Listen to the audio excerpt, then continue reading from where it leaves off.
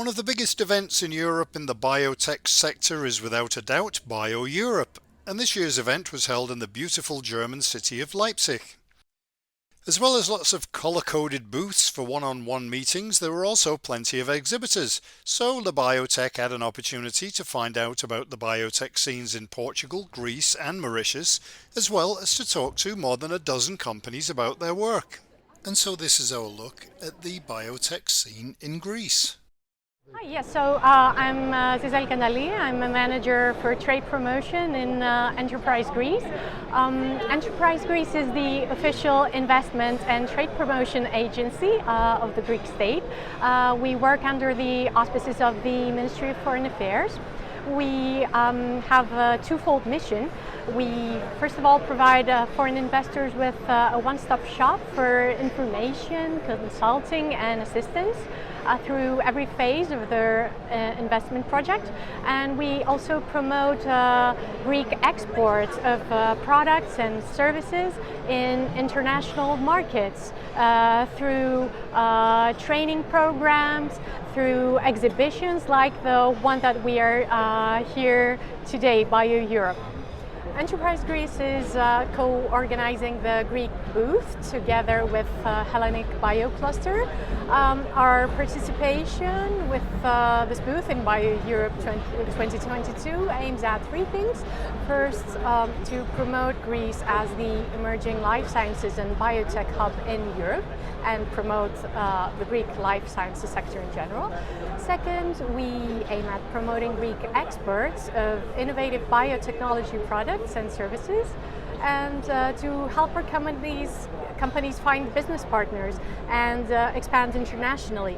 And third, we're here to inform potential investors on the generous incentive schemes on offer in the areas of manufacturing and research.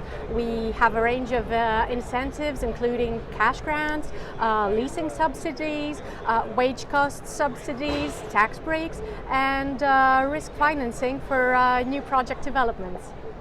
Yeah, could you tell me about Hellenic Bio Cluster? Yes, so the Hellenic Bio Cluster is the largest biotech, life sciences and health cluster in Greece at the moment. It has more than 85 members, which is quite a big critical mass for a small country like Greece. We represent the whole sector, so we have members from all aspects of health and life sciences, from pharma, diagnostics, repurposing, biotech, quite a lot of range. And all our members range from the different sizes as well. So we've got from spin-off startups, SMEs, smaller and larger SMEs, big pharma, multinationals, as well as academia. So the common thread from all these members, apart from being involved in the sector, is that they actually are innovators, they do R&D in Greece, which is really important for us. So this is what we're trying to promote. We are here in Bio-Europe. This is the first time that we have a booth, a Greek delegation. We've got 8 companies with us. 4 of them are startups, so they're really small, they're growing now. And it's really important to facilitate this kind of events for our members, because obviously this is where they can expand, find partners, grow. This is the aim. We want to help them grow and become bigger and better. And that's our role, and we love it. Yeah, is the bio cluster a specific geographic location, or is it for the whole of Greece? Members represent the whole of Greece. So Greece is a small country. We are not sort of from a specific region like you can see in Spain or Germany. We represent the whole of Greece. We've got companies from Crete, which has a very strong university, to Thessaloniki, which is the north, Corfu, which is an island, so all across. All right, and is it growing? Because people tend to not think of Greece when they think of life sciences. Is that I think you're right. People in the sector tend to think of Greece when we're talking about pharmaceuticals and generics mainly, because this is something that we do and we do really well, and we make excellent copies, and that's fantastic. But we are growing. It's a young ecosystem, but it's very vibrant, it's very dynamic. So we believe that Greece has the potential to become the next biotech hub of Europe. This is our aim. This is what we're working towards. This year we have come here with the support of Enterprise Greece, which is the investment and trade sector of the Greek government. So we've got that support because we recognize as a nation this is something that can actually bring us forward. And I think it will probably, it's vibrant, it's young, and my prediction is that in the next 10 years it will grow even bigger and will be a reference point in Europe for sure. Yeah, definitely, because there's a lot of really good universities in Greece as well. Great research, a lot of new knowledge being generated, and this is where the cluster comes, because we can actually help this new knowledge being translated into innovative products and technology that can actually be real solutions for the community. This is our aim, this is what we stand for, and that's what we're trying. And I think geographically as well, it's a good location because it's kind of a gateway to the Middle East, and absolutely. It's still EU. That's right. So we are sort of snuggled in a nice part of the world. We are a crossroad between, the West and the East, and the North and the South. So Biopix DNA Technology is a startup based in Greece. We design molecular diagnostic devices for the point of care.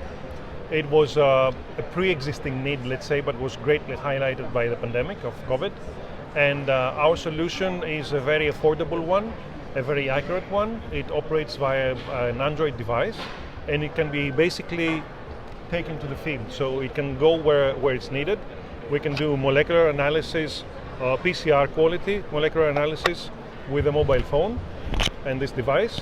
And it can go to the school, nursery, old people's home, remote village, places without infrastructure, but it can equally go well to hospitals or diagnostic centers.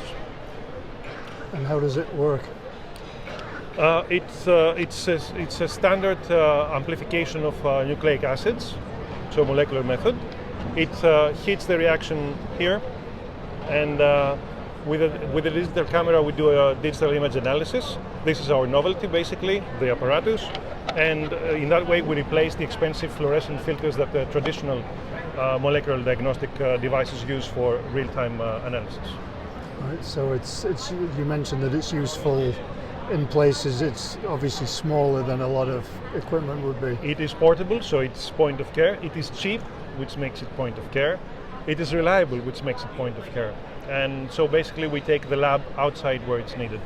No other device can compete on all the qualities that point of care testing should have, which is the affordability, the reliability, the access to it, and basically being able to provide a result where it's needed, when it's needed, to the people who need it. It's already on the market? It's already in the market for almost a year now. We've sold a few hundred devices, primarily in Greece, but also other places in Europe, South Africa, where we have a partner who also manufactures locally and distributes locally. And we've spread devices from New Zealand to Mexico and from England to South Africa. So we're basically almost everywhere already. It's going well so far? It's going great. The feedback from the market is great. We're about to release the second generation with the feedback integrated in it. And we're also developing a whole array of tests, which is covering infectious diseases, primarily respiratory, but not only. Pharmacogenomic applications, which is an invitation for pharmaceutical companies to use our platform as a diagnostics, a companion diagnostics platform. And also we have applications of third parties for food and plant pathogens, and also veterinary applications.